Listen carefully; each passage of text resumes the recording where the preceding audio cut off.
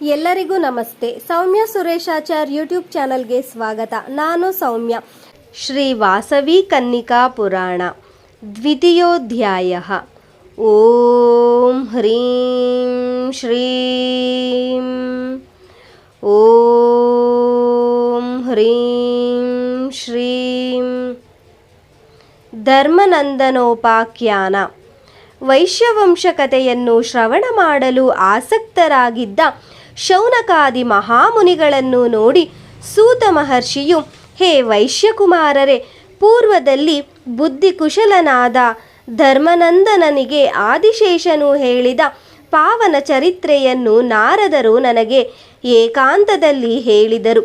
ಆ ಕಥೆಯನ್ನು ನಾನೀಗ ನಿಮಗೆ ತೋರಿಸಿಕೊಡುವೆನು, ಸಾವಧಾನದಿಂದ ಕೇಳಿರಿ ಎಂದು ಹೀಗೆ ವಿವರಿಸತೊಡಗಿದರು. ಪರಮ ಪವಿತ್ರವಾದ ಆರ್ಯಾವರ್ತದಲ್ಲಿ ಸುಪ್ರಸಿದ್ಧ ಪಡೆದ ಪ್ರತಿಷ್ಠಾನಗರವೆಂಬ ಒಂದು ಮಹಾನಗರವಿದೆ. ಅಲ್ಲಿ ಚೂಡಾಮಣಿ ಎಂಬ ಹೆಸರಿನ ವೈಶ್ಯೋತ್ತಮನು ನಿವಾಸ ಮಾಡಿಕೊಂಡಿದ್ದನು. ಆತನು ಜ್ಞಾನವಂತನೂ ಗುಣವಂತನೂ ಶೀಲವಂತನೂ ಆಗಿದ್ದನು. ಆತನು ತನ್ನ ಅನುಪಮವಾದ ಧರ್ಮನಿಷ್ಠೆಯಿಂದ ಧರ್ಮಶ್ರೇಷ್ಠಿ ಎಂಬ ನಾಮದಿಂದ ವಿಖ್ಯಾತನಾದನು. ಆ ಮಹಾನೀಯನು ಸಮಸ್ತ ಸಂಪದ್ಭರಿತನಾಗಿದ್ದರೂ ಸಂತಾನಹೀನನಾಗಿ ಅತೀವ ಸಂತಾಪ ಹೊಂದಿ ಧರ್ಮಪತ್ನಿ ಸಮೇತನಾಗಿ ಚ್ಯವನ ಮಹರ್ಷಿಯ ಆಶ್ರಮಕ್ಕೆ ಹೋದನು. ಮಹರ್ಷಿಯನ್ನು ವಿದ್ಯುಕ್ತ ರೀತಿಯಲ್ಲಿ ಪೂಜಿಸಿ, ಹೇ ಋಷಿಸತ್ತಮ, ನನಗೆಷ್ಟು ಭೋಗ ಭಾಗ್ಯಗಳಿದ್ದರೂ ಸಂತಾನಹೀನತೆ ಎಂಬ ಕೊರತೆಯು ಸದಾ ನನ್ನನ್ನು ಪೀಡಿಸುತ್ತಿದೆ. ಅಪುತ್ರಸ್ಯ ಗತಿರ್ನಾಸ್ತಿ ಎಂಬ ಆರ್ಯೋಕ್ತಿಯು ನೆನಪಿಗೆ ಬಂದಾಗಲೆಲ್ಲ ನನ್ನ ಮನಸ್ಸು ಒದ್ದಾಡುತ್ತಿದೆ. ತರುಣೋಪಾಯಕ್ಕಾಗಿ ನಿಮ್ಮ ಚರಣಾರವಿಂದಗಳನ್ನು ಆಶ್ರಯಿಸಿರುವೆನು. ಪುತ್ರಹೀನನಾದ ನನಗೆ ಸಂತಾನ ಪ್ರಾಪ್ತಿಯಾಗುವ ಉಪಾಯವನ್ನು ದಯಮಾಡಿ ಉಪದೇಶಿಸಿರಿ ಎಂದು ಪ್ರಾರ್ಥಿಸಿದರು. ಆ ಚ್ಯವನ ಮಹರ್ಷಿಯು ಧರ್ಮಶ್ರೇಷ್ಠಿಯನ್ನು ನೋಡಿ, ಓ ವೈಶ್ಯಪುಂಗವನೇ, ಭಕ್ತರ ಸಮಸ್ತ ಆಸೆಗಳನ್ನು ಈಡೇರಿಸಬಲ್ಲ ಆದಿಪರಾಶಕ್ತಿಯನ್ನು ಕುರಿತು ನಿಶ್ಚಲ ಚಿತ್ತನಾಗಿ ಸತಿಸಮೇತನಾಗಿ ತಪಸ್ಸನ್ನಾಚರಿಸು. ಆ ದೇವಿ ಕೃಪೆಯಿಂದ ತಪ್ಪದೆ ನಿನಗೆ ಪುತ್ರ ಸಂತಾನ ಪ್ರಾಪ್ತಿಯಾಗುವುದು ಎಂದು ಹೇಳಿ ಆ ವೈಶ್ಯವರನಿಗೆ ದೇವಿಯ ದಿವ್ಯ ಮಂತ್ರವನ್ನು ಉಪದೇಶಿಸಿದರು. ಉಪದೇಶ ಹೊಂದಿದ ಶ್ರೇಷ್ಠಿ ದಂಪತಿಗಳು ಮಹದಾನಂದಭರಿತರಾಗಿ ನಿರುಪಮ ನಿಷ್ಠಾಗರಿಷ್ಠರಾಗಿ ಅಚಂಚಲ ದೀಕ್ಷೆಯಿಂದ ತಪವನ್ನಾಚರಿಸಿದರು. ಅವರ ಅಮೋಘವಾದ ತಪಸ್ಸಿನ ಪ್ರಭಾವದಿಂದ 3 ಲೋಕಗಳು ಕಂಪಿಸಿದವು. ಲೋಕರಕ್ಷಕಿಯಾದ ಪರಮೇಶ್ವರಿಯು ಕರುಣಿಸಿ ಧರ್ಮಶ್ರೇಷ್ಠಿ ದಂಪತಿಗಳ ಎದುರಿನಲ್ಲಿ ಪ್ರತ್ಯಕ್ಷವಾದಳು. ಅವರಿಗೆ ಪುತ್ರ ಸಂತಾನದಾಯಕವಾದ ವರವನ್ನು ಪ್ರಸಾದಿಸಿದಳು.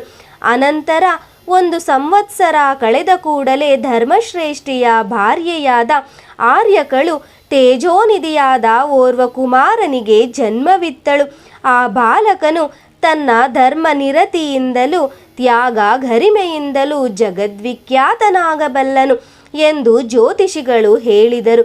ಆ ಶಿಶುವಿಗೆ ಧರ್ಮನಂದನ ಎಂಬ ಹೆಸರಿಟ್ಟರು. ಧರ್ಮನಂದನನು ಶುಕ್ಲ ಪಕ್ಷದ ಚಂದ್ರನಂತೆ ದಿನದಿನವೂ ಅಭಿವೃದ್ಧಿಯನ್ನು ಹೊಂದಿದನು. ಆ ಬಾಲಕನಿಗೆ 8ನೇ ವಯಸ್ಸಿನಲ್ಲಿ ತಂದೆಯಾದ ಧರ್ಮಶ್ರೇಷ್ಠಿಯು ಉಪನಯನ ಸಂಸ್ಕಾರವನ್ನು ನಡೆಸಿದನು. ಆ ಬಳಿಕ ಧರ್ಮಶ್ರೇಷ್ಠಿ ತನ್ನ ಕುಮಾರನನ್ನು ಭಾರ್ಗವಚ್ಯವನರ ಗುರುಕುಲಕ್ಕೆ ಕರೆದೊಯ್ದರು. ಆ ಮಹರ್ಷಿಯು ಋತ ಅಧ್ಯಯನ, ಸತ್ಯಭಾಷಣ, ಸತ್ಯಾಚಾರಣೆ, ತಪಸ್ಸಂಪತ್ತು, ಬಾಹ್ಯಾಂತರ, ಇಂದ್ರಿಯ ನಿಗ್ರಹ ಎಂಬ ಶಮದಮಾದಿ ಷಡ್ಗುಣಗಳನ್ನು ಹೊಂದಿದವನು. ಆಜ್ಞಾರಾಧನೆ, ಯಜ್ಞಾರಾಧನೆ, ಅತಿಥಿ ಪೂಜೆ, ದಯೆ, ಕರುಣೆ, ಮೈತ್ರಿ, ನಮ್ರತೆ, ಶ್ರದ್ಧೆ ಮುಂತಾದ ಶುಭ ಗುಣ ಲಕ್ಷಣಗಳಿಂದ ಶೋಭಿಸುತ್ತ ಗೃಹಸ್ಥಾಶ್ರಮ ಧರ್ಮ ನಿರ್ವಹಣೆಯ ದೀಕ್ಷೆಯಲ್ಲಿನ ದಕ್ಷರಾಗಿ ಆದರ್ಶ ಗುರು ಲಕ್ಷಣಗಳಿಂದ ವಿರಾಜಿಸುತ್ತಿದ್ದರು. ಅಲ್ಲಿ ಆ ಋಷಿವರ್ಯರಿಂದ ಧರ್ಮನಂದನನಿಗೆ ವೇದಾರಂಭ ಸಂಸ್ಕಾರವನ್ನು ಮಾಡಿಸಿ ವಿದ್ಯಾಭ್ಯಾಸಕ್ಕಾಗಿ ಆ ಬಾಲಕನನ್ನು ಗುರುಕುಲಕ್ಕೆ ಸೇರಿಸಿದರು. ಅಲ್ಲಿ ಚ್ಯವನರು ಧರ್ಮನಂದನನಿಗೆ ವಿದ್ಯಾರಂಭ ಕಾಲದಲ್ಲಿ ಶಿಷ್ಯನಿಗೆ ಗುರುವು ಬೋಧಿಸಬೇಕಾದ ಹಿತವಾಕ್ಯಗಳನ್ನು, ಆಶ್ರಮ ನಿಯಮಗಳನ್ನು ಮತ್ತು ಬ್ರಹ್ಮಚರ್ಯ ವ್ರತಾಚರಣೆಯ ವಿಧಾನಗಳನ್ನು ಚೆನ್ನಾಗಿ ತಿಳಿ ಹೇಳಿ ವಿದ್ಯಾಬೋಧನೆಯನ್ನು ಆರಂಭಿಸಿದರು. ಧರ್ಮನಂದನನು ಅತ್ಯಂತ ಶ್ರದ್ಧಾಭಕ್ತಿಗಳಿಂದ ಗುರುಸೇವೆಯನ್ನು ಮಾಡುತ್ತಾ ಅನತಿ ಕಾಲದಲ್ಲಿಯೇ ವೇದಾಂಗಗಳನ್ನು ಅಭ್ಯಸಿಸಿ ಆದರ್ಶ ಶಿಷ್ಯವೆನಿಸಿಕೊಂಡನು. ಆಗ ಚ್ಯವನ ಮಹರ್ಷಿಯು ಧರ್ಮನಂದನನೊಡನೆ, ವತ್ಸ, ನಿನಗೆ ಕಲಿಸಬೇಕಾದ ವಿದ್ಯೆಗಳನ್ನೆಲ್ಲ ಕಲಿಸಿರುವೆನು. ಇನ್ನು ಸ್ವಲ್ಪ ದಿನಗಳಲ್ಲಿಯೇ ನೀನು ಸ್ವಗೃಹಕ್ಕೆ ತೆರಳಬಹುದು. ನೀನು ನಿನ್ನ ಜೀವನದಲ್ಲಿ ಪಾಲಿಸಬೇಕಾದ ವಿಧಿಗಳ ಕುರಿತು ಕೊನೆಯ ಬೋಧನೆಯಾಗಿ ತಿಳಿಸುತ್ತಿದ್ದೇನೆ. ಸಮಾಹಿತ ಚಿತ್ತನಾಗಿ ಆಲಿಸು ಎಂದು ಹೇಳತೊಡಗಿದರು. ಕುಮಾರ, ಸದಾ ಸತ್ಯವನ್ನೇ ನುಡಿ, ಧರ್ಮವನ್ನೇ ಆಚರಿಸು. ಸ್ವಾಧ್ಯಾಯವನ್ನು ನಿರ್ಲಕ್ಷಿಸಬೇಡ.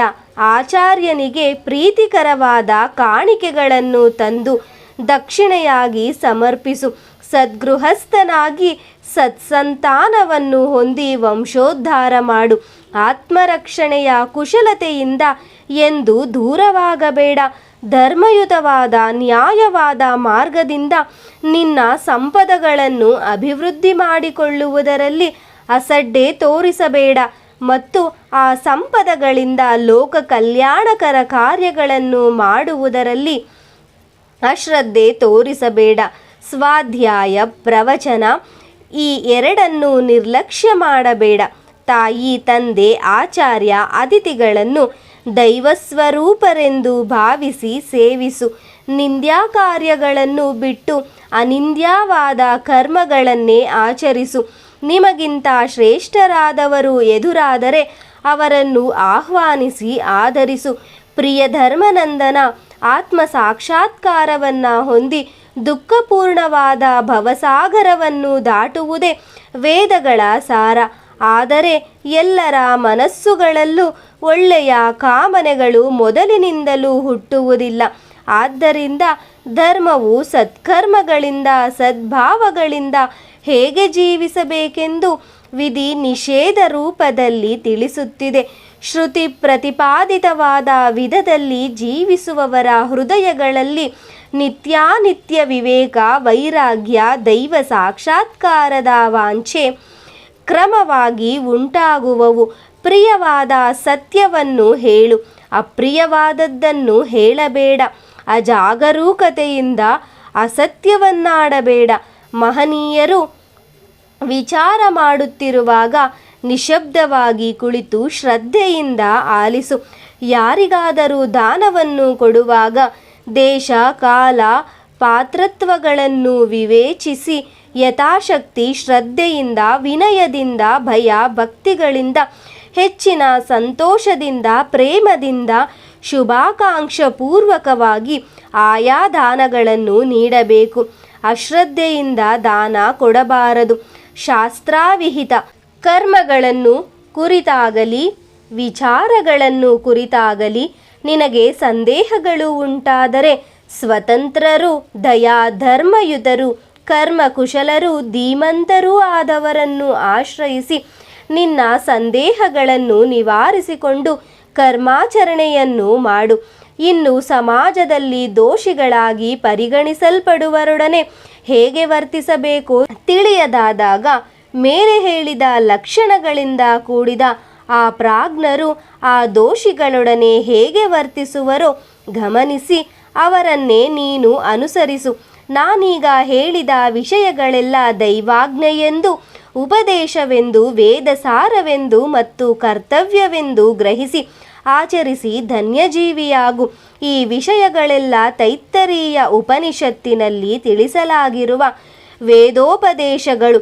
ವತ್ಸ ಎಂದು ಕೊನೆಯ ಉಪದೇಶವನ್ನು ನೀಡಿ ಚ್ಯವನ ಮಹರ್ಷಿಯು ಧರ್ಮನಂದನನ ಸಮಾವರ್ತನ ಸಂಸ್ಕಾರಕ್ಕಾಗಿ ಬೇಕಾದ ಏರ್ಪಾಟುಗಳನ್ನು ಮಾಡಲು ತೊಡಗಿದರು. ಮಾರನೆಯ ದಿನ ಉದಯ ಕಾಲದಲ್ಲಿ ಧರ್ಮನಂದನನು ಎಂದಿನಂತೆ ಪುಷ್ಪಗಳನ್ನು, ಸದಿಮೆಗಳನ್ನು ತರುವುದಕ್ಕಾಗಿ ವನಕ್ಕಾಗಿ ಹೋಗಿ ಅಲ್ಲಿಯ ಮನೋಹರ ಪ್ರಕೃತಿಯನ್ನು ಅವಲೋಕಿಸುತ್ತಾ ಪುಷ್ಪಗಳಿಗಾಗಿ ಅನ್ವೇಷಿಸುತ್ತಾ ತಿರುಗಾಡುತ್ತಿರಲು ಅವನಿಗೆ ಆರ್ತನಾದವೊಂದು ಕೇಳಿಸಿತು. ಧರ್ಮನಂದನನು ಆ ಧ್ವನಿಯಿಂದ ಸೆಳೆಯಲ್ಪಟ್ಟು ಅದೇ ದಿಕ್ಕಿಗೆ ಕಿವಿಗೊಟ್ಟು ಆಲಿಸಿದಾಗ, ಓ ವ್ಯಾಧನೇ, ನಾನು ತೀರ್ಥಯಾತ್ರಾಸಕ್ತನಾದ ಅಂಗೀರಸನೆಂಬ ಬ್ರಾಹ್ಮಣನು, ಸಾಧು ಜೀವನನು, ನನ್ನನ್ನು ಹಿಂಸಿಸಬೇಡ, ಬಿಟ್ಟು ಬಿಡು ಎಂಬ ದೈನ್ಯದಾನಾಲಾಪಗಳು ಕೇಳಿಬಂದವು. ಆಗ ಆತನು ಆ ಶಬ್ದವನ್ನು ಅನುಸರಿಸಿ ಬಹುದೂರ ಹೋದ ಬಳಿಕ ವಿಂಧ್ಯಾಪರ್ವತ ಸಮೀಪದಲ್ಲಿ ಒಬ್ಬ ಕಿರಾತಕನಾದ ಕಾಪಾಲಿಕನಿಂದ ಬಾಧಿಸಲ್ಪಡುತ್ತಿದ್ದ ಓರ್ವ ಬ್ರಾಹ್ಮಣನನ್ನು ನೋಡಿದನು. ಧರ್ಮನಂದನನು ಬಹು ದುಃಖಿತನಾಗಿ ಆ ಕಿರಾತಕನೊಡನೆ, ಎಲೈ ಪಾಪಾತ್ಮನೇ, ಸಾಧು ಜೀವಿಯು ಪೂಜೆನೂ ಆದ ಬ್ರಾಹ್ಮಣನನ್ನು ಏಕೆ ಹಿಂಸಿಸುತ್ತಿರುವೆ ಎಂದು ಹೇಳಲು, ಆ ನುಡಿಗಳನ್ನು ಕೇಳಿದ ವ್ಯಾಧನು ಕುಪಿತನಾಗಿ, ಎಲೈ ಬಾಲಕನೇ, ನೀನು ಸ್ವಲ್ಪವಾದರೂ ಭಯವಿಲ್ಲದೆ ಮಾತನಾಡುತ್ತಿರುವೆ. ಮತ್ತೆ ಏನಾದರೂ ನುಡಿದರೆ ನಿನ್ನನ್ನು ಕೂಡ ಹಿಂಸಿಸುವೆನು ಎಂದು ಭಯಪಡಿಸಿದನು. ಧರ್ಮನಂದನನು ಬೆದರದೆ, ವ್ಯಾಧನೆ, ನಿರಪರಾಧಿಯಾದ ಆ ವಿಪ್ರನನ್ನು ಏಕೆ ಕೊಲ್ಲಲೆಣಿಸಿರುವೆ, ತಿಳಿಸು ಎಂದು ಒತ್ತಾಯ ಮಾಡಿದನು. ಆಗ ವ್ಯಾಧನು, ಓ ಬಾಲಕ, ಪ್ರತಿ ಸಂವತ್ಸರವೂ ಈ ವಿಂಧ್ಯಾಗಿರಿಯಲ್ಲಿ ನೆಲೆಸಿರುವ ಶಕ್ತಿಗೆ ಓರ್ವ ಪುರುಷನನ್ನು ಬಲಿಯಾಗಿ ಅರ್ಪಿಸಬೇಕಾಗಿದೆ. ಇದು ನಮ್ಮ ವಂಶಾಚಾರವು, ಅವಶ್ಯ ಕರ್ತವ್ಯವೂ ಆಗಿದೆ ಎಂದು ಉತ್ತರಿಸಿದನು. ಆ ಮಾತುಗಳನ್ನು ಕೇಳಿದ ಧರ್ಮನಂದನನು ಆ ಬ್ರಾಹ್ಮಣನನ್ನು ಬಂಧನದಿಂದ ಬಿಡಿಸಿ ಆ ಪಾಶವನ್ನು ತನ್ನ ಕಂಠಕ್ಕೆ ಬಿಗಿದುಕೊಂಡು ಆ ಕಿರಾತಕನನ್ನು ಕುರಿತು ದಿಟ್ಟತನದಿಂದ ಬ್ರಾಹ್ಮಣನಿಗೆ ಬದಲಾಗಿ, ನನ್ನನ್ನು ಶಕ್ತಿಗೆ ಬಲಿಕೊಡು, ನೀನು ಶ್ರೇಯಸ್ಸನ್ನು ಸಂಪಾದಿಸಿಕೊಳ್ಳುವೆ ಎಂದು ನುಡಿದನು. ಆ ವ್ಯಾಧನು ಕೂಡಲೇ ಬ್ರಾಹ್ಮಣನನ್ನು ಬಿಟ್ಟು ಧರ್ಮನಂದನನನ್ನು ಬಂಧಿಸಿ ಎಳೆದುಕೊಂಡು ಹೋಗತೊಡಗಿದನು. ಚೂಪಾದ ಕಠಿಣವಾದ ಕಲ್ಲುಗಳಿಂದ, ಮುಳ್ಳು ಪೊದೆಗಳಿಂದ ದುರ್ಗಮವಾದ ಆ ಅಡವಿಯ ದಾರಿಯಲ್ಲಿ ಸಾಗುತ್ತಿರುವಾಗ ಆ ಬಾಲಕನ ಶರೀರವೆಲ್ಲ ಗಾಯಗಳಾಗಿ ರಕ್ತವು ಸ್ರವಿಸತೊಡಗಿತು. ಅದನ್ನು ನೋಡಿ ವ್ಯಾಧನು, ಏನು ಬಾಲಕ, ಕರುಣೆಯಿಂದ ಬ್ರಾಹ್ಮಣನನ್ನು ಬಿಡಿಸಿಕೊಟ್ಟೆ, ಈಗ ನಿನಗೆ ಈ ಸುಖ ಹೇಗಿದೆ ಎಂದು ವ್ಯಂಗ್ಯೋಕ್ತಿಗಳನ್ನಾಡುತ್ತಾ ಕಿಂಚಿತ್ತು ಕರುಣೆಯಿಲ್ಲದೆ ಆ ಬಾಲಕನನ್ನು ಮತ್ತಷ್ಟು ವೇಗದಿಂದ ಎಳೆದುಕೊಂಡು ಹೋಗತೊಡಗಿದನು.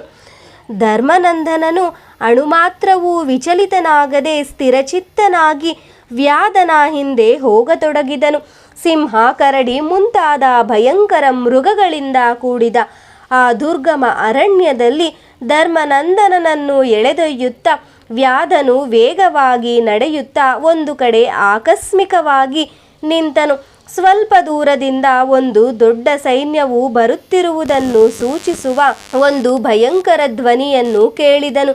ಧೂಳಿನಿಂದ ಆವರಿಸಲ್ಪಟ್ಟ ಆಕಾಶವನ್ನು ನೋಡಿ, ಅಯ್ಯೋ, ಮಹಾರಾಜನು ಸೈನ್ಯ ಸಮೇತನಾಗಿ ಆ ಮಹಾರಾಜ್ಯಕ್ಕೆ ಬರುತ್ತಿದ್ದಾನೆ. ಬಾಲಕನೇ, ನಾವಿಲ್ಲಿ ಇನ್ನು ಇರಬಾರದು. ಆ ನೃಪಾಲನು ನನ್ನನ್ನು ನೋಡಿದರೆ ತಪ್ಪದೆ ಸಂಹರಿಸುವನು ಎಂದು ಹೇಳುತ್ತಾ ಬಾಲಕನಿಗೆ ಪಾಪ ವಿಮೋಚನೆ ಮಾಡಿ ಅವನ ಕೈ ಹಿಡಿದುಕೊಂಡು ಆತುರವಾಗಿ ಓಡಿ ಅಲ್ಲಿಂದ ಒಂದು ಪರ್ವತ ಗುಹೆಗೆ ಅವನನ್ನು ತಳ್ಳಿದನು. ಆ ಬಳಿಕ ಧರ್ಮನಂದನೊಡನೆ, ಓ ಬಾಲಕನೇ, ನಾನು ಮತ್ತೆ ಬರುವವರೆಗೂ ಇಲ್ಲೇ ನಿರೀಕ್ಷಿಸುತ್ತಿರು ಎಂದು ಆಜ್ಞಾಪಿಸಿದನು.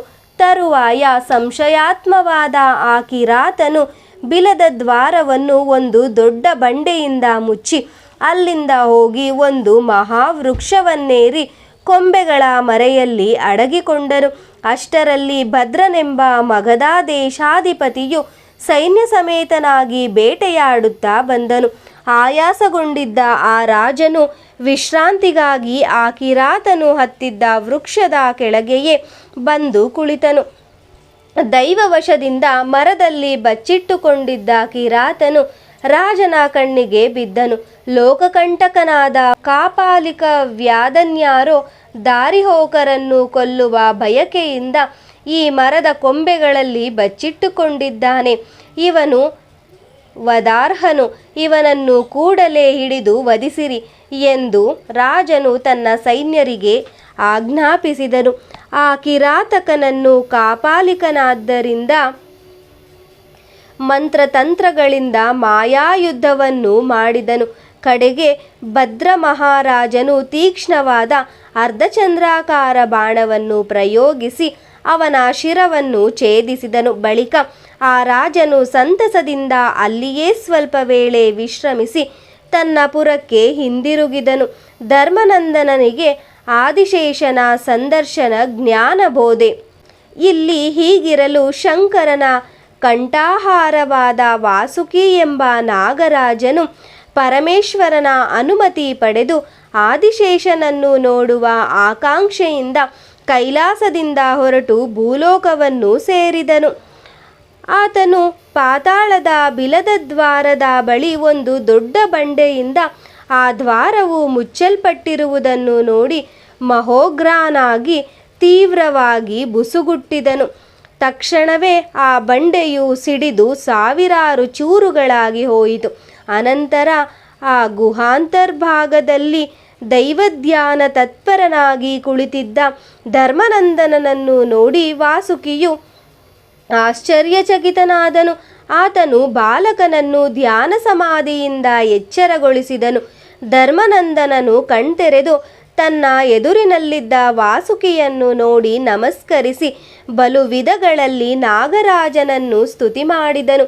ಆಗ ನಾಗರಾಜನು ಆ ಬಾಲಕನ ವಿನಯ ವಿಧೇಯತೆಗಳಿಗೆ ವಿಶೇಷವಾಗಿ ಸಂತೈಸಿ ಅವನನ್ನು ಆಶೀರ್ವದಿಸಿ, ಓ ಕುಮಾರನೇ, ನಾನು ನಾಗಲೋಕ ಮಾರ್ಗವು ನೀನಿಲ್ಲಿ ಧ್ಯಾನಮಗ್ನನಾಗಿರಲು ಕಾರಣವೇನು ಎಂದು ಪ್ರಶ್ನಿಸಿದನು. ವಾಸುಕಿಯ ಪ್ರೇಮಮಯ ವಚನಗಳನ್ನು ಆಲಿಸಿದ ಧರ್ಮನಂದನನು ನಡೆದ ವೃತ್ತಾಂತವನ್ನೆಲ್ಲ ನಾಗರಾಜನಿಗೆ ಭಿನ್ನವಿಸಿಕೊಂಡನು. ವಾಸುಕಿಯು ಆ ಬಾಲಕನನ್ನು ಆದಿಶೇಷನ ಸನ್ನಿಧಿಗೆ ತನ್ನೊಡನೆ ಬಾ ಎಂದು ಕರೆಯಲು ಧರ್ಮನಂದನನು, ದೇವ, ನಾನು ಕಿರಾತಕನೊಬ್ಬನಿಗೆ ಕೊಟ್ಟ ವಚನಕ್ಕೆ ಬದ್ಧನಾಗಿದ್ದೇನೆ. ಸತ್ಯವ್ರತವು ನನ್ನ ದೀಕ್ಷೆ. ವಚನಬದ್ಧನಾದ ನಾನು ಇಲ್ಲಿಂದ ಚಲಿಸಲಾರೆ. ನನ್ನನ್ನು ಮನ್ನಿಸು ಎಂದು ಪ್ರಾರ್ಥಿಸಿದನು. ಧರ್ಮನಂದನನ ಸತ್ಯನಿಷ್ಠೆಯನ್ನು ನೋಡಿ ವಾಸುಕಿಯ ಹೃದಯವು ಆನಂದ ಪರವಶವಾಯಿತು. ಆ ಬಾಲಕನನ್ನು ಆಶೀರ್ವದಿಸಿ ವಾಸುಕಿಯು ಆದಿಶೇಷನ ಸಾಮೀಪ್ಯವನ್ನು ಸೇರಿಕೊಂಡನು. ವಾಸುಕಿಯು ಯಥಾವಿಧಿಯಂತೆ ಆದಿಶೇಷನಿಗೆ ನಮಸ್ಕರಿಸಿ ಆ ಪ್ರಭುವಿನ ಆಜ್ಞೆಯನ್ನು ಹೊಂದಿ ಸುಮುಚಿತಾಸನದಲ್ಲಿ ಕುಳಿತನು. ಆ ಸಭೆಯಲ್ಲಿ ಎಲ್ಲ ಲೋಕಗಳಲ್ಲಿ ಧರ್ಮವರ್ತಿಗಳಾದ ಮುನಿಗಳ ಹಾಗೂ ರಾಜರ ಪ್ರಸಂಗಗಳ ಬಗ್ಗೆ ಚರ್ಚೆಗಳು ವಿಶೇಷವಾಗಿ ನಡೆದವು. ಆ ಸರ್ಪರಾಜನಾದ ವಾಸುಕಿಯು ಸಭಾಮಧ್ಯದಲ್ಲಿ ನಿಂತು, ಓ ಸಭಾಸದರೇ, ಸತ್ಯಸಂಧನು ಧರ್ಮನಿರತನು ಎಲ್ಲಿರುವನೆಂದು ಈಗ ಲೋಕದಲ್ಲಿ ಹುಡುಕುವ ಅಗತ್ಯವಿಲ್ಲ. ಸರ್ವಾಧಿಕನು, ಸತ್ಯವ್ರತನು, ಧರ್ಮನಿಷ್ಠಾಗರಿಷ್ಠನೂ ಆದ ಓರ್ವ ವೈಶ್ಯಬಾಲನು ಬ್ರಾಹ್ಮಣನ ಸಂರಕ್ಷಣೆಗಾಗಿ ತನ್ನ ದೇಹವನ್ನು ಬಲಿಕೊಡಲು ನಿಶ್ಚಯಿಸಿಕೊಂಡು ವಚನಬದ್ಧನಾಗಿ ಆ ಪಾತಾಳದ ಬಿಲದ್ವಾರದ ಬಳಿಯೇ ಇದ್ದಾನೆ. ಅವನು ತನ್ನಿಂದ ವಚನ ಪಡೆದ ವ್ಯಾಧನನ್ನು ನಿರೀಕ್ಷಿಸುತ್ತಾ ಸತ್ಯವ್ರತವನ್ನು ಪಾಲಿಸುತ್ತಿದ್ದಾನೆ ಎಂದು ಹೇಳಿದನು. ಆದಿಶೇಷನು ಅಷ್ಟರಲ್ಲಿ ನಡೆದ ಘಟನೆಯನ್ನು ದಿವ್ಯ ದೃಷ್ಟಿಯಿಂದ ಕಂಡು ಆ ವಿಷಯವನ್ನು ವಾಸುಕಿಗೆ ತಿಳಿಸಿ ಧರ್ಮನಂದನನನ್ನು ತನ್ನ ಸನ್ನಿಧಿಗೆ ಕರೆತರುವಂತೆ ಆದೇಶಿಸಿದನು. ವಾಸುಕಿಯು ಕೂಡಲೇ ಆ ಬಿಲದ್ವಾರದ ಬಳಿಗೆ ಹಿಂದಿರುಗಿ ಬಂದು ಧ್ಯಾನಮಗ್ನನಾದ ಧರ್ಮನಂದನನೊಡನೆ, ಹೇ ಪುಣ್ಯಶೀಲ, ನಿನ್ನನ್ನು ಸಹಸ್ರಪಣಿ ಶೋಭಿತನಾದ ಆದಿಶೇಷನು ನೋಡಲು ಇಚ್ಛಿಸಿದ್ದಾನೆ. ಹೇ ಕುಮಾರ, ಪ್ರಜಾಶ್ರೇಯೋಭಿಲಾಷಿಯಾದ ಭದ್ರನೆಂಬ ರಾಜನು ಬೇಟೆಗಾಗಿ ಅಡವಿಗೆ ಬಂದು ನಿನ್ನಿಂದ ವಚನ ಪಡೆದಿದ್ದ ಕಿರಾತ ಕಾಪಾಲಿಕನನ್ನು ಸಂಹರಿಸಿದ್ದಾನೆ. ಆದ್ದರಿಂದ ನೀನು ನನ್ನೊಡನೆ ಬರುವುದರಿಂದ ವಚನಭಂಗವಾಗಲಿ ಧರ್ಮಹಾನಿಯಾಗಲಿ ಉಂಟಾಗುವುದಿಲ್ಲ ಎಂದು ಆ ಬಾಲಕನ ಮನವೊಲಿಸಿ ಅವನನ್ನು ತನ್ನ ಹಿಂದೆ ರಸಾತಲ ಲೋಕಕ್ಕೆ ಕರೆದೊಯ್ದನು. ಆ ಪಾತಾಳದಲ್ಲಿ ಆದಿಶೇಷನ ಸಭೆಯನ್ನು ಪ್ರವೇಶಿಸಿದ ಧರ್ಮನಂದನನು ನಾಗಾದಿನಾಯಕರಿಂದ ಸಂಸ್ತುತನಾಗುತ್ತಿದ್ದ ಸಹಸ್ರಫಣೀಂದ್ರನನ್ನು ನೋಡಿ ಪುಳಕಿತಗೊಂಡು 1000 ಬಗೆಯಲ್ಲಿ ಆ ಆದಿಶೇಷನನ್ನು ಸ್ತುತಿ ಮಾಡಿದನು. ಆ ಬಾಲಕನ ಸತ್ಯನಿಷ್ಠೆಗೆ ಧರ್ಮನಿಷ್ಠೆಗೆ ಅತೀವ ಸಂತಸಗೊಂಡು ನಾಗರಾಜನು ನಿನಗಿಷ್ಟವಾದ ವರವನ್ನು ಬೇಡಿಕೋ ಎಂದು ಅನುಗ್ರಹಿಸಿದನು. ಆದಿಶೇಷನ ಅನುಗ್ರಹ ಪಾತ್ರನಾದ ಧರ್ಮನಂದನನು ಅಮಿತಾನಂದ ಭರಿತನಾಗಿ, ಓ ಜಗದೀಶ್ವರ, ನನಗೆ ಯುಗಕಾಲಾದಿಗಳ ಜ್ಞಾನವನ್ನು, ಸೃಷ್ಟಿ ಕರ್ಮವನ್ನು, ಸೃಷ್ಟಿಗೆ ಮೂಲವಾದ ಪರತತ್ವದ ಜ್ಞಾನವನ್ನು, ಅಲ್ಲದೆ ನಮ್ಮ ವಂಶೋತ್ಪತ್ತಿಯ ಚರಿತ್ರೆಯನ್ನು ತಿಳಿಸಿ ನನ್ನನ್ನು ಕೃತಾರ್ಥನನ್ನಾಗಿ ಮಾಡು ಎಂದು ಪ್ರಾರ್ಥಿಸಿದನು. ಆ ಬಾಲಕನ ಜ್ಞಾನದಾಹವನ್ನು ನೋಡಿ ಆದಿಶೇಷನು ಅವನ ಮೇಲೆ ಕರುಣೆ ತೋರಿ, ಓ ಸುಕುಮಾರ, ಸಮಾಹಿತ ಚಿತ್ತನಾಗಿ ಆಲಿಸು ಎಂದು ವಿವರವಾಗಿ ಹೇಳತೊಡಗಿದನು. ಯುಗ ಕಾಲಾದಿಗಳ ವಿವರಣೆ.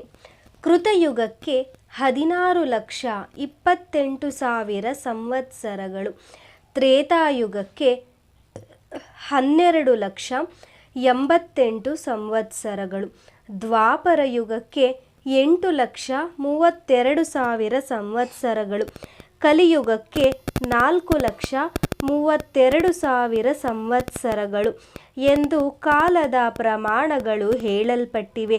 ಈ 4 ಯುಗಗಳು ಸೇರಿ ಒಂದು ಮಹಾಯುಗವೆನಿಸುವುದು. ಅಂಥ 71 ಮಹಾಯುಗಗಳು ಸೇರಿ ಒಂದು ಮನ್ವಂತರವಾಗುವುದು. ಆ ಮನ್ವಂತರವೇ ಇಂದ್ರಕಲ್ಪವೆಂದು ಕೂಡ ಕರೆಯಲ್ಪಡುವುದು. 14 ಇಂದ್ರಕಲ್ಪಗಳು ಗತಿಸಿದರೆ ಬ್ರಹ್ಮನಿಗೆ 1 ದಿನವಾಗುವುದು. ಇಂಥ ಪರಿಮಿತಿಯುಳ್ಳ 100 ಸಂವತ್ಸರಗಳು ಬ್ರಹ್ಮದೇವನ ಆಯುಷ್ಯದ ಪರಿಮಿತಿಯು. ಅದೇ ಬ್ರಹ್ಮಕಲ್ಪವೆಂದು ಕರೆಯಲ್ಪಡುವುದು.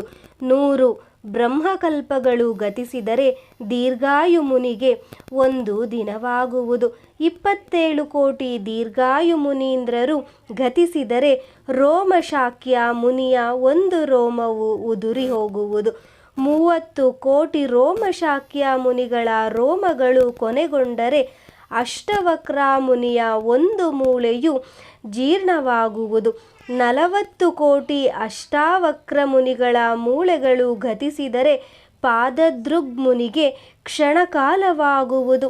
ಅಂತಹ ಪಾದದೃಗ್ಮುನಿಗಳ 20 ಅರ್ಬುದಗಳ ಕೋಟಿ ಕ್ಷಣ ಗತಿಸಿದರೆ ಅನಂತಕಾಲ ಸ್ವರೂಪಿಣಿಯಾದ ಮಹಾಕಾಳಿಗೆ ನಿಮಿಷ ಕಾಲಕ್ಕಿಂತ ಕಡಿಮೆ ಎಂದು ಮಹರ್ಷಿಗಳು ಹೇಳಿರುವರು. ಆದಿಶಕ್ತಿಯು ಅನಂತಕಾಲ ಸ್ವರೂಪಣಿ ಕಾಲಸ್ವರೂಪಳಾದ ಆ ಪರಾಶಕ್ತಿಯನ್ನು ಮಹಾಕಾಳಿ ಎಂದು ಪ್ರಾಜ್ಞರು ಕರೆದಿರುವರು. ಸಮಸ್ತವೂ ಕಾಲದಲ್ಲಿಯೇ ಲಯವಾಗುವುದಾದ್ದರಿಂದ ಮಹಾಕಾಳಿಯನ್ನು ಲಯಕಾರಿಣಿ ಎಂದು ಕರೆದಿರುವರು. ಅನಂತ ಕಾಲದ ಪರಿಮಿತಿಯನ್ನು ಯಾರೂ ಗಣಿಸಲಾರರು.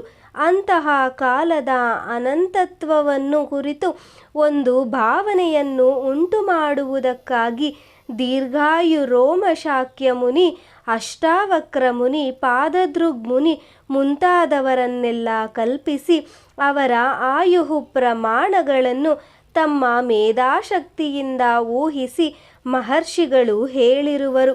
ಅಷ್ಟೇ ಅಲ್ಲದೆ ಇಂತಹ ಊಹಾತೀತವಾದ ಕಾಲದ ಮತ್ತೊಂದು ಆದಿಶಕ್ತಿಯಾದ ಮಹಾಕಾಳಿಗೆ 1 ನಿಮಿಷ ಕಾಲಕ್ಕಿಂತಲೂ ಕಡಿಮೆ ಎಂದು ಹೇಳಿ ಕಾಲವು ಅನಂತವೆಂದು ನಮ್ಮ ಅರಿವಿಗೆ ತರಲಾಗಿದೆ. ವತ್ಸ ಧರ್ಮನಂದನ, ಅನಂತವಾದ ಕಾಲವೇ ಪರಮಾತ್ಮನ ಸ್ವರೂಪವು. ಕಾಲದ ಮಹತ್ವವು ವರ್ಣನಾತೀತವು. ಕಳೆದು ಹೋದ ಧನವನ್ನು, ಆರೋಗ್ಯವನ್ನು, ವಿದ್ಯೆಯನ್ನು, ರಾಜ್ಯವನ್ನು, ಕಡೆಗೆ ಪ್ರಾಣವನ್ನಾದರೂ ಹಿಂದಿರುಗಿ ಪಡೆಯಬಹುದೇ ಹೊರತು ಕಳೆದು ಹೋದ ಒಂದು ಕ್ಷಣಕಾಲವನ್ನು ಯಾರೂ ಮತ್ತೆ ಸಂಪಾದಿಸಲಾರೆವು. ಗತಿಸಿದ ಕಾಲವನ್ನು ಹಿಂದಿರುಗಿ ತರುವುದು ಅಸಾಧ್ಯವು. ಕಾಲವು ಅತ್ಯಂತ ವೇಗವುಳ್ಳದ್ದು. ಕಾಲೋ ಅಶ್ವೋ ವಹತಿ, ಕಾಲವೆಂಬ ಅಶ್ವವು ಓಡಿ ಹೋಗುತ್ತಿದೆ ಎಂದು ಅಥರ್ವಣ ವೇದವು ಸಾರಿದೆ. ಕಳೆದು ಹೋಗುತ್ತಿರುವ ಒಂದೊಂದು ಕ್ಷಣದಲ್ಲಿ ಕುಬೇರ ಸಂಪತ್ತು ಬಿಚ್ಚಿಟ್ಟುಕೊಂಡಿದೆ ಎಂಬ ಸತ್ಯವನ್ನು ಬಲ್ಲವರು ಬೋಧಿಸಿದ್ದಾರೆ. ಆದರೆ ಸಮಯ ಸಂಪತ್ತುಗಳ ಮಹತ್ವವನ್ನರಿತು ಅದನ್ನು ಸದುಪಯೋಗಪಡಿಸಿಕೊಳ್ಳುವವನು ಕಾಲಸ್ವರೂಪಿಣಿಯಾದ ಮಹಾಕಾಳಿಯ ಕೃಪೆಗೆ ಪಾತ್ರರಾಗಿ ಜೀವನವನ್ನು ಸಾರ್ಥಕಪಡಿಸಿಕೊಂಡು ಮೋಕ್ಷ ಸಾಮ್ರಾಜ್ಯವನ್ನು ಹೊಂದಬಲ್ಲನು. ದೈವ ಸ್ವರೂಪವಾದ ಕಾಲವನ್ನು ವ್ಯರ್ಥಪಡಿಸಿಕೊಳ್ಳುವವನು ವ್ಯರ್ಥ ಜೀವಿಯಾಗಿ ನಾಶವಾಗುವನು. ಆದಿಶಕ್ತಿಯ ತತ್ವವನ್ನು ಕುರಿತು ಒಂದಿಷ್ಟು ಆಲಿಸು. ಅನಂತ ಕಾಲರೂಪಿಣಿಯಾದ ಮಹಾಕಾಳಿಯಾದ ಆದಿಶಕ್ತಿಯೇ ಬಾಹ್ಯಾಂತರಗಳಲ್ಲಿ ವ್ಯಾಪಿಸಿರುವ ಸರ್ವಾಂತರ್ಯಾಮಿನಿಯು.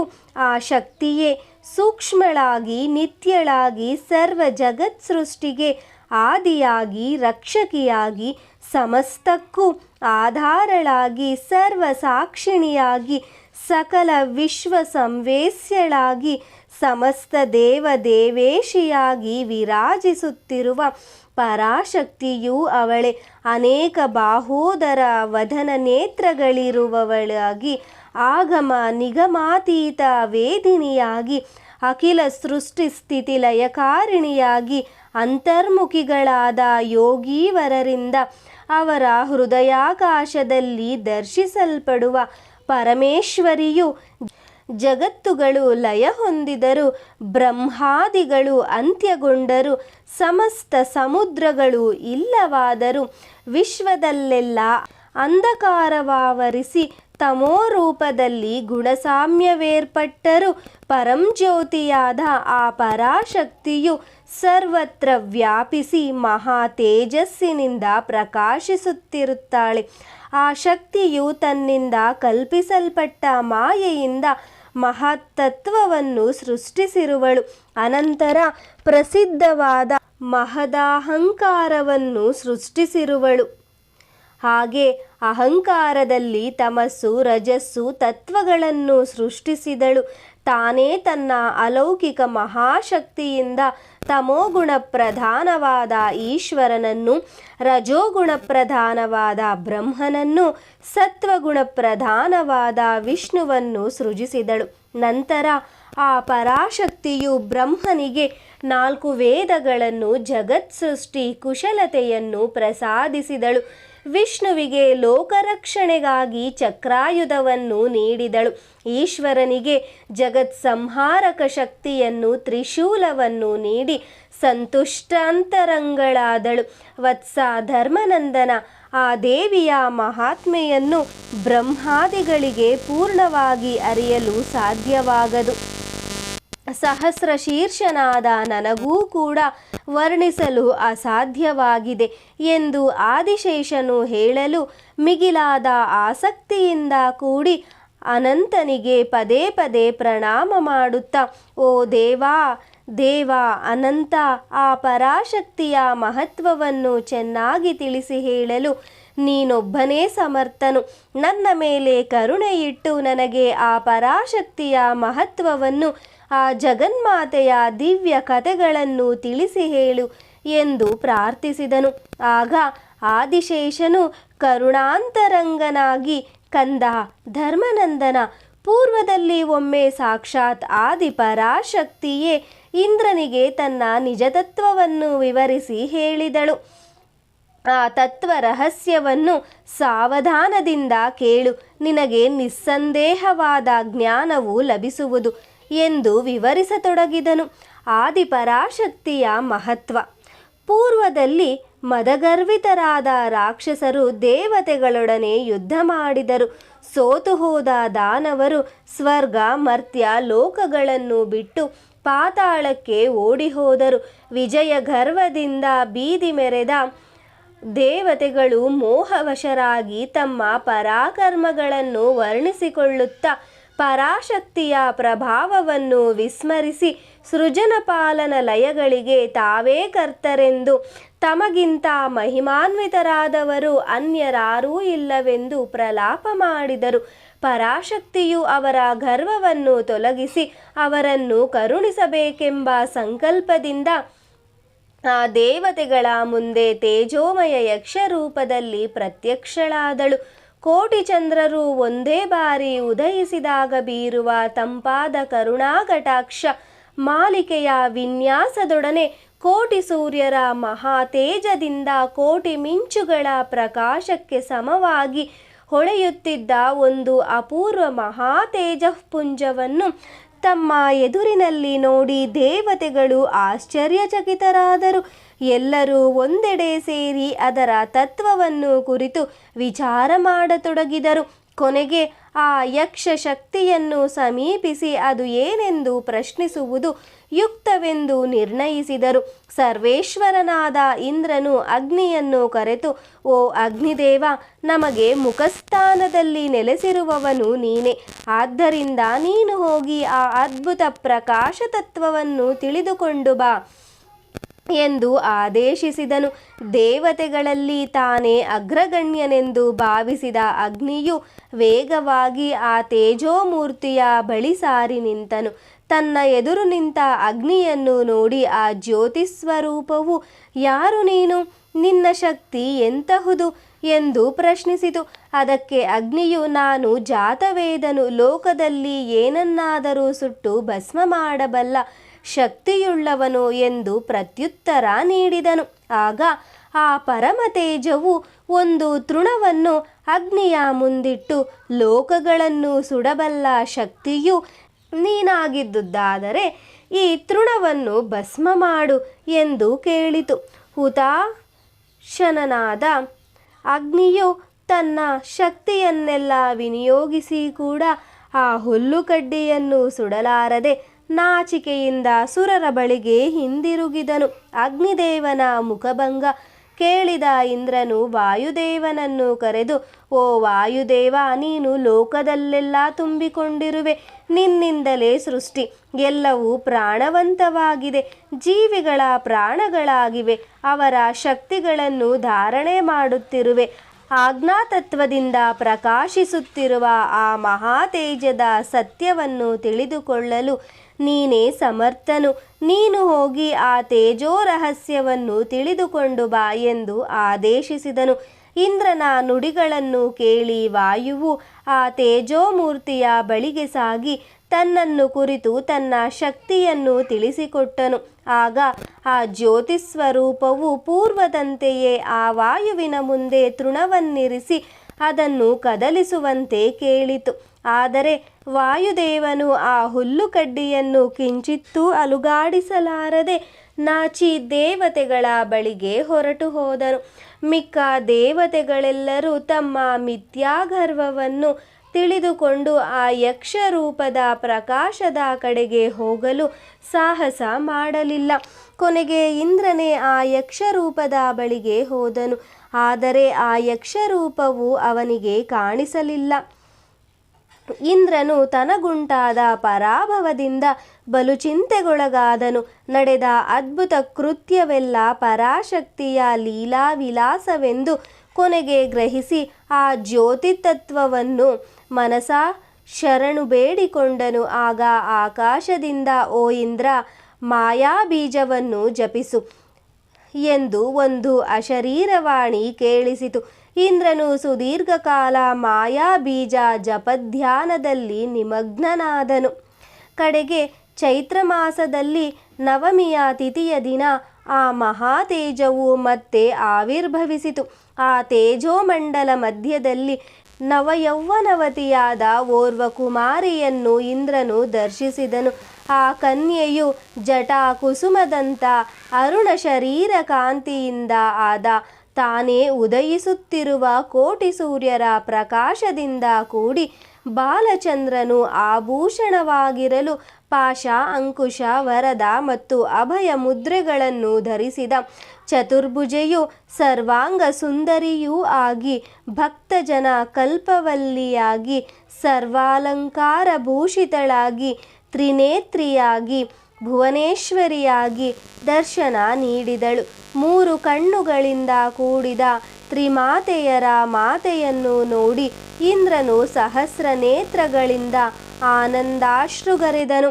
ಆ ಜಗದೀಶ್ವರಿಯ ಪಾದ ಪದ್ಮಗಳಿಗೆ ಸಾಷ್ಟಾಂಗ ಪ್ರಣಾಮ ಮಾಡಿ, ಓ ಶೋಭನ ರೂಪಿಣಿ, ನಿನ್ನ ತತ್ವವೇನು ತಿಳಿಸು ಎಂದು ಆ ತಾಯಿಯನ್ನು ಪ್ರಾರ್ಥಿಸಿದನು. ಆದಿಶಕ್ತಿ ತತ್ವದರ್ಶನ. ಆಗ ಪರಾಶಕ್ತಿಯು ಇಂದ್ರನ ಮೇಲೆ ಕರುಣೆ ತೋರಿ, ಓ ಸುರರಾಜನೇ, ಸಾವಧಾನವಾಗಿ ಕೇಳು. ಸಂಪೂರ್ಣ ಕಾರಣಗಳಿಗೆ ಕಾರಣಭೂತವಾದ ಬ್ರಹ್ಮವು ನನ್ನ ರೂಪವೇ. ಅದು ಸರ್ವಸಾಕ್ಷಿ ನಿರಾಮಯ. ಸಮಸ್ತ ವೇದಗಳು ಯಾವ ಪದವನ್ನು ಕೊಂಡಾಡುತ್ತಿವೆಯೋ, ಸಮಸ್ತ ಪಾಪಗಳಿಗೆ ಯಾವುದು ಧ್ಯೇಯವಾಗಿದೆಯೋ, ಯಾವುದನ್ನು ಹೊಂದಬೇಕೆಂಬ ಅಭಿಲಾಷೆಯಿಂದ ಯೋಗಿಗಳು ಮಹರ್ಷಿಗಣಗಳು ಬ್ರಹ್ಮಚರ್ಯದ ಕಠಿಣಾಚರಣೆಗಳನ್ನು ಪಾಲಿಸುತ್ತಿದ್ದಾರೋ, ಆ ಅಭೀಪ್ಸಿತ ಪದವನ್ನು ಸಂಕ್ಷಿಪ್ತವಾಗಿ ತಿಳಿಸಿಕೊಡುತ್ತಿರುವೆ. ಓಂ ಎಂಬ ಈ ಏಕಾಕ್ಷರವನ್ನು ನಿತ್ಯ ಬ್ರಹ್ಮವಾಗಿದೆ. ಇದೇ ಹ್ರೀಂ ಎಂಬ ಮಯಸ್ವರೂಪವಾಗಿದೆ. ಮುಖ್ಯವಾಗಿ ಓಂ ಮತ್ತು ಹ್ರೀಂ ನನ್ನ ಮಂತ್ರಕ್ಕೆ ಪ್ರಧಾನ ಬೀಜಗಳಾಗಿವೆ. ನಾನು ಇವುಗಳಿಂದ ಸಂಪೂರ್ಣ ಪ್ರಪಂಚವನ್ನು ನಿರ್ಮಿಸುತ್ತಿದ್ದೇನೆ. ಪರಾಪರ ಪ್ರಕೃತಿ ಎಂಬ ಹೆಸರುಗಳು ನನ್ನಲ್ಲೇ ಕಲ್ಪಿಸಲ್ಪಟ್ಟಿವೆ. ಆ ಮಾಯೆಯು ಪರಾಶಕ್ತಿಯು ಶಕ್ತಿಮತಿಯಾದ ಪರಮೇಶ್ವರಿಯೂ ನಾನೇ. ಚಂದ್ರನಿಂದ ಬೆಳದಿಂಗಳು ಬೇರಾಗದಂತೆ ನನ್ನ ಮಾಯೆ ನನ್ನಿಂದ ಬೇರೆಯಾಗದು. ನನ್ನ ಈ ಮಾಯೆಯು ಸೌಮ್ಯಾವಸ್ಥೆಯುಳ್ಳದ್ದು. ಕಲ್ಪಪ್ರಳಯವು ಜರುಗಿದಾಗ ನನ್ನಿಂದ ಸೃಷ್ಟಿಸಲ್ಪಟ್ಟ ಈ ಪ್ರಪಂಚವೆಲ್ಲ ನನ್ನಲ್ಲೇ ಲೀನವಾಗುವುದು. ಮತ್ತೆ ಜೀವಿಗಳ ಕರ್ಮ ಪರಿಪಾಕವಶದಿಂದ ಸೃಷ್ಟಿ ನಡೆಯುವುದು. ತನ್ನ ರೂಪಗಳು ಸಗುಣ ನಿರ್ಗುಣಗಳೆಂದು ಎರಡು ವಿಧ. ನಿರ್ಗುಣವು ಮಾಯಾರಚಿತವಾಗಿದೆ, ಸಗುಣವು ಮಾಯಾ ಸಹಿತವಾಗಿದೆ. ನಾನು ಎಲ್ಲ ಜಗತ್ತುಗಳನ್ನು ಸೃಷ್ಟಿಸಿ ಅವುಗಳಲ್ಲಿ ಪ್ರವೇಶಿಸಿ ಅವರವರ ಕರ್ಮಗಳಿಗೆ ಅನುಗುಣವಾಗಿ ಜೀವಿಗಳನ್ನು ನಿರಂತರ ಪ್ರೇರೇಪಿಸುವೆ. ಬ್ರಹ್ಮ ವಿಷ್ಣು ಮಹೇಶ್ವರರನ್ನು ಸೃಷ್ಟಿ ಸ್ಥಿತಿ ಸಂಹಾರಗಳಿಗೆ ಪ್ರೇರೇಪಿಸುವೆನು. ನಾನು ನಿಮ್ಮನ್ನು ಸೂತ್ರದ ಬೊಂಬೆಗಳಂತೆ ಆಡಿಸುವ ಆದಿಶಕ್ತಿಯು. ಅಂತ ಸರ್ವಾತ್ಮಳಾದ ನನ್ನನ್ನು ನೀವು ಗರ್ವದಿಂದ ಮರೆತು ಮೋಹಗ್ರಸ್ತರಾಗಿರುವಿರಿ. ನಿಮ್ಮನ್ನು ಅನುಗ್ರಹಿಸುವುದಕ್ಕಾಗಿಯೇ ನನ್ನ ಯಕ್ಷರೂಪ ತೇಜವು ಆವಿರ್ಭವಿಸಿದೆ. ನೀವಿನ್ನು ದೇಹಾಭಿಮಾನ ಗರ್ವಗಳನ್ನು ತ್ಯಜಿಸಿ ನನ್ನಲ್ಲಿ ಶರಣಾಗಿ ಧನ್ಯರಾಗಿ ಎಂದು ಆದಿಪರಾಶಕ್ತಿಯು ಇಂದ್ರನಿಗೆ ನಿಜತತ್ವವನ್ನು ಕುರಿತು ತಿಳಿಸಿಕೊಟ್ಟಳು. ಹೀಗೆ ಆದಿಶೇಷನಿಂದ ಧರ್ಮನಂದನನಿಗೆ ಹೇಳಲ್ಪಟ್ಟ ದೇವಿ ತತ್ವದರ್ಶನವನ್ನು ಸೂತ ಮುನಿಯು ಅಂದು ಶೌನಕಾದಿ ಮಹಾಮುನಿಗಳಿಗೆ ಅರುಹಿದರು.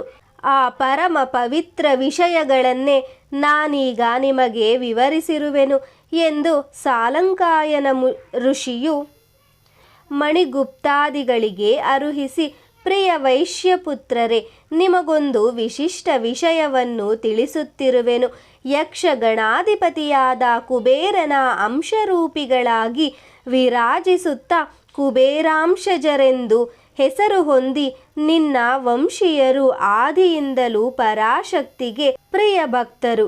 ಪರಾಶಕ್ತಿಯು ಇಂದ್ರಾದಿ ದೇವತೆಗಳಿಗೆ ತೇಜೋಮಯವಾದ ಯಕ್ಷರೂಪದಲ್ಲಿ ಪ್ರತ್ಯಕ್ಷಳಾದಳೆಂಬ ವಿಷಯವು ದೇವಿ ಭಾಗವತದಲ್ಲಿ ಸುಸ್ಪಷ್ಟವಾಗಿ ತಿಳಿಸಲ್ಪಟ್ಟಿದೆ. ಈ ವೃತ್ತಾಂತವು ಪರಾಶಕ್ತಿಗೂ ನಿಮ್ಮ ವೈಶ್ಯವರ್ಣಕ್ಕೂ ಇರುವ ಅವಿನಾಭಾವ ಸಂಬಂಧವನ್ನು ತಿಳಿಸಿಕೊಡುತ್ತಿದೆಯಲ್ಲವೇ? ಓ ವೈಶ್ಯೋತ್ತಮರೇ, ಪರಾಂಬಿಕೆಯ ಪರಾಭಕ್ತಿಯಿಂದ ಪ್ರಕಟಿಸುವ ನಿಮ್ಮ ವೈಶ್ಯವರ್ಣವು ಅತೀವ ಧನ್ಯವು. ಆ ದೇವಿ ತತ್ವ ಮಹತ್ವಗಳನ್ನು ಕೇಳುವವರು ಪಠಿಸುವವರು ಧನ್ಯರಾಗಿ ಮುಕ್ತಿಪಥವನ್ನು ತಪ್ಪದೆ ಹೊಂದಬಲ್ಲರು ಎಂದು ತಿಳಿಸಿದರು ಎಂಬಲ್ಲಿಗೆ ಶ್ರೀ ವಾಸವಿ ಕನ್ನಿಕಾದೇವಿ ಪುರಾಣದ ದ್ವಿತೀಯೋಧ್ಯಾಯವು ಸಮಾಪ್ತವು. Please like, share, subscribe.